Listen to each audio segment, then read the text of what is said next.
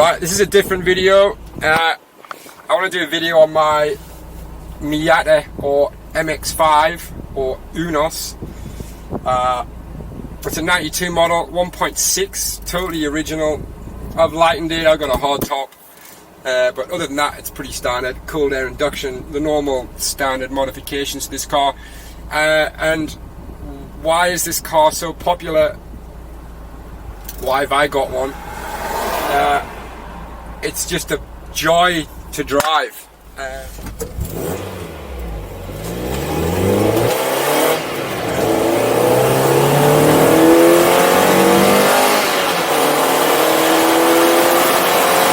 There's that many videos on the MX5s, on the Miata, on YouTube. Like, there's got to be like a million, literally a million videos on this car.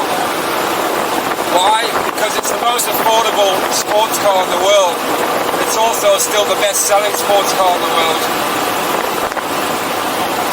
I paid $4,000 for this car, Australian. The hard top was in the 1500, and all I've done with it is I've started restoring it, so new suspension, brakes, exhaust, and just maintaining it. My last car was an R32 GDR with over 400 horsepower in the wheels, all-wheel drive. That car was an absolute blast to drive. This car's got about 100 horsepower, but it weighs about 820 kilograms.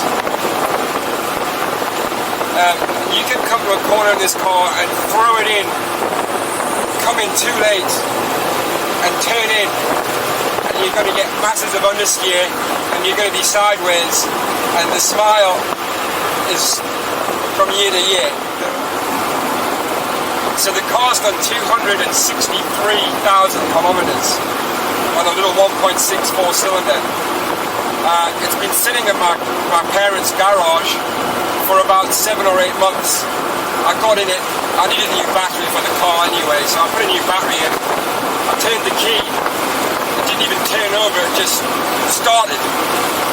Straight away. No noisy tappets, no nothing, just started straight away. Squeaky brakes that you expect. But it's just an incredible car, and the thing I like most about it is that I can maintain it myself. It's very easy to work on the car yourself, and I love spending time with my friend. I'm going to my friend's house now. He's also a petrol head or a car nut. It's one of my biggest passions next to my beautiful old wooden boat. My channel, the Geordie, the Witch and the Wench, I got the t-shirt, is a sailing channel, but I'm running the channel myself now. If you notice, first mate's not with us, so I kind of can do what I want, and I just felt like sharing this kind of a driving experience, and why this car is so unique. It's so beautiful to drive. Every time you change gear, the gearbox in this car is just an absolute delight. You can see it's only, 4 inches, 5 inches tall, and so direct. It's just such a pleasure to change gears. Every time you change gear, it's just beautiful. It's got such a direct, quick, and it's a happy little revving car. It'll rev up to 7,500 RPM. It's not the fastest car in the world, but man, you can have some fun in the wet. It is absolutely just so predictable and so much fun. I believe that every person who's up and coming, or who's going to want to learn to drive a car properly, should get one of these cars. Just the fun involved is just on these back roads, these little twisting roads that we're on now, it just comes into its own. Here in Australia, it's got the sort of hairdresser statement. In the UK and America and the rest of the world, they race these cars. It's so beautiful to get round the corner. So my friend that we're going to see, He's got an RX-7 from 1979, a rotary. He's had the car for probably 20 years now. I've actually had 4 RX-7s. And I guess my driving style, the rotary engine, free-revving engine, which is an amazing engine, unfortunately didn't quite like my driving style. Every engine that I had, I ended up destroying. Maybe I was just unlucky with the rotaries, but Rowan's engines lasted him, 15 years or something. He takes good care of it. He doesn't do an awful lot of mileage. I've done 50,000 kilometers in this car, and I've been on some big drives. I'm 6 foot, and I fit in the car reasonably well. Every time you come to a corner, you just want to down change and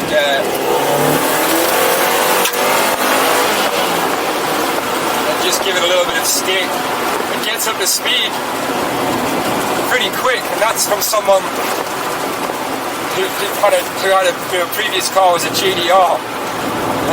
So the smile this car gives you,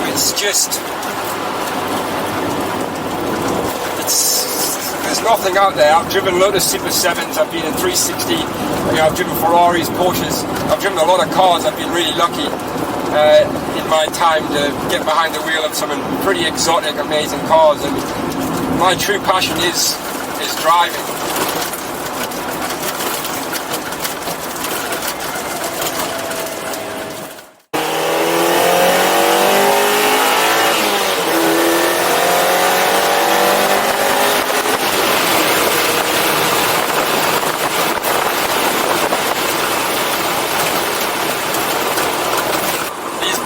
Country roads are just fantastic for this car. So the brakes, because the car's so light, the brakes are really, really good. The thing really pulls up. It'll stop really, really well.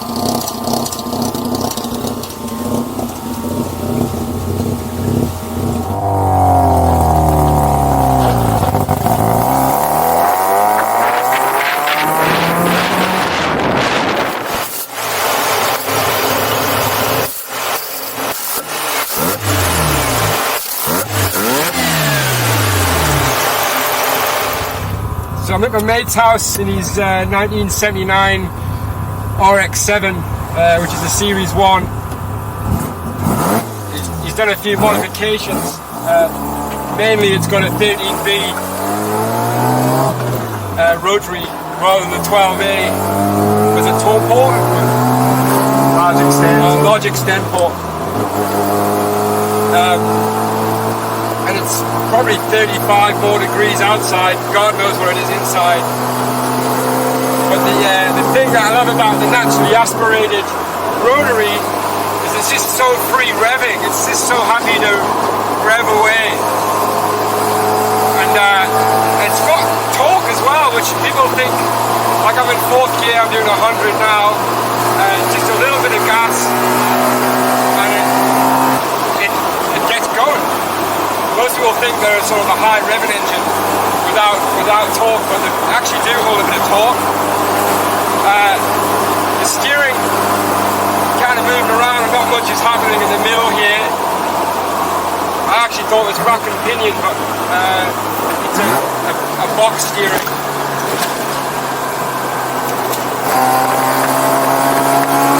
You really want to hold on to the wheel. I'm just cruising along here.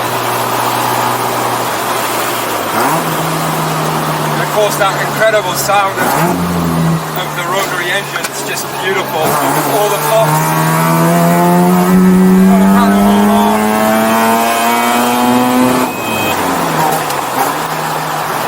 Not used to his gearbox. It's very, very short, and it's I think it's a Series 4 gearbox, so it's sort of mounted off to the side a little bit. Yeah, but I've got my foot off the throttle, and it's going up this hill doing 100 without, it's just cruising. It would make an ideal race car, or a car you could just go to the shops with and have fun.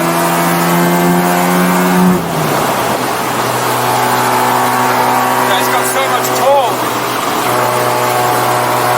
Sitting on 100 through these corners, it gets a little bit twitchy. The MX5 is a lot easier to drive. Sort of launching this thing sideways through a corner with the heavy steering would be on an open road like this. You'd want to know what you're doing.